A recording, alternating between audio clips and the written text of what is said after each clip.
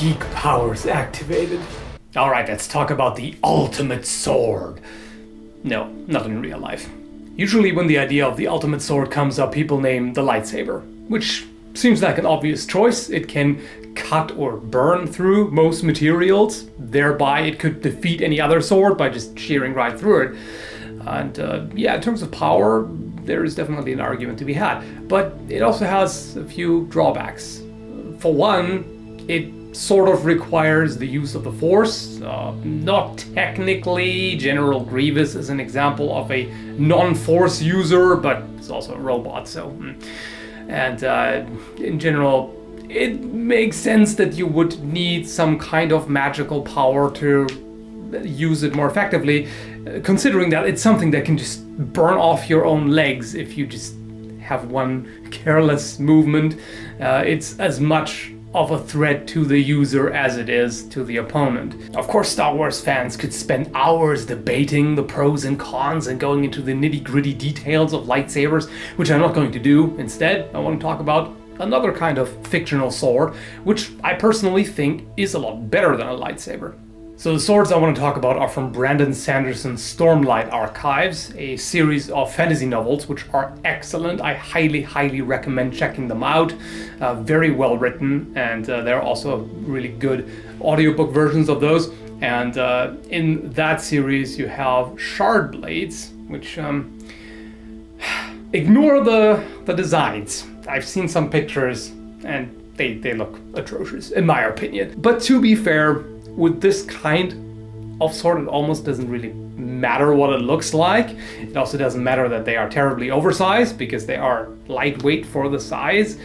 So what can they do? Well, they can cut through almost anything. The only thing that can stop a shard blade in these novels is another shard blade, or shard plate, which is kind of the armor equivalent, also magical, or a half shard shield, which is... I don't want to go too much into that, but there are very few things that can stop a shard blade. That's the important part. They can cut through solid metal, rock, brick walls, all kinds of things. Characters frequently use them to gain access to buildings by just cutting a little doorway into the wall and going through there.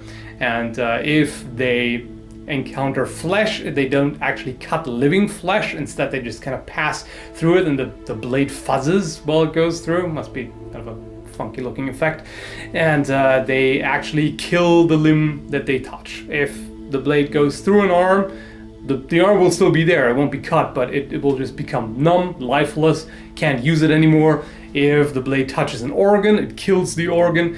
If it touches the spine, you die instantly with your eyes burning out, which is kind of freaky.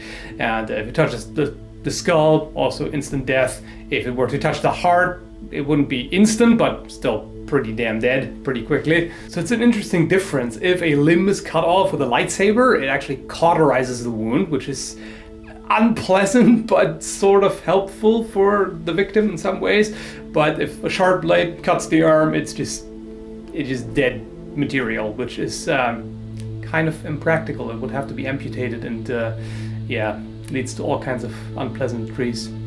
That's a word. The sharp blade is said to sever the soul itself, or in some ways you could say it severs the nerves, but not quite. It's a little more magical than that. So how does one get a sharp blade in the novels? They are very rare, and usually you can only obtain one if you kill the owner of one, which is not easy, of course.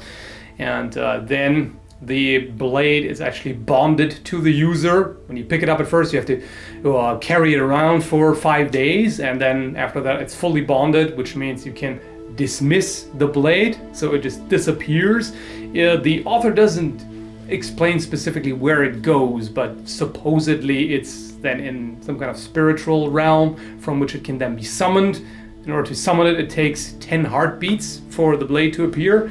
And the interesting thing about that is the more urgently you need it, the more quickly you'll have it. Because under stress, of course, your heartbeat will be elevated, and in a fight, of course, when moving around, when exercising, you will have elevated heart rate. So it could be anywhere between, resting heart rate would be about a beat a second. So that would take 10 seconds. But if you suddenly need it, your heart rate would probably spike. It could go up to 3 heartbeats a second or 2 or something like that. So then it would only take about 3 to 4 seconds to summon it.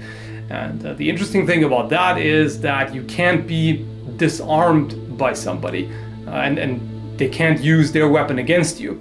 With a lightsaber, it can be argued that a non-force user couldn't use it effectively against you anyway, but they could at least take it away or, hide it somewhere, stash it under a rock or whatever. It's kind of weird, but it could in theory happen. With a Shardblade, if you lose it or if you drop it, it will just disappear and then you can resummon it. So if somebody were to try to steal it, it wouldn't work. You could fool them by letting them take it and you concentrate on keeping it there, and then you can just summon it at any time and just make it appear in your hand. If you carry a lightsaber on your belt and walk around, theoretically somebody could sneak up on you and snatch it, steal it. Although, again, you could argue that a Force user would notice that before it happens and all of this. But with a Shardblade, that's definitely not an option because it's not even there. In fact, they won't even know that you have one until you summon it, which is kind of neat. And it also means that there's nothing extra to carry around and you can have it at any given time. If you're naked in the shower and somebody ambushes you, you can get it at least after about 3 or 4 seconds or 5 or 6 or whatever. However, there are 2 different types of Shardblades. Both are dependent on Spren, which are in short kind of nature spirits or kind of a personified version of forces of nature. And in some ways you could argue that the Spren is the sword, but at any rate there is another type, well, basically the not undead type, because the standard Shardblades that are the most common are basically dead, quote-unquote dead Spren, that through linking it to someone's life essence become alive for a time, and that's why it takes them a little bit to appear. But if a character bonds with a living Spren, that's much more effective as a weapon because then you don't even have the waiting time, it just materializes instantly. You could say the Spren is ready whenever you are. Anyway, and it also comes with a few other nifty advantages, like it can change its shape and its length. So if you have a sword, it can shorten down to a dagger or anything in between, really. I don't think a lightsaber can actually change its length. At least I've only ever seen them come out to full length.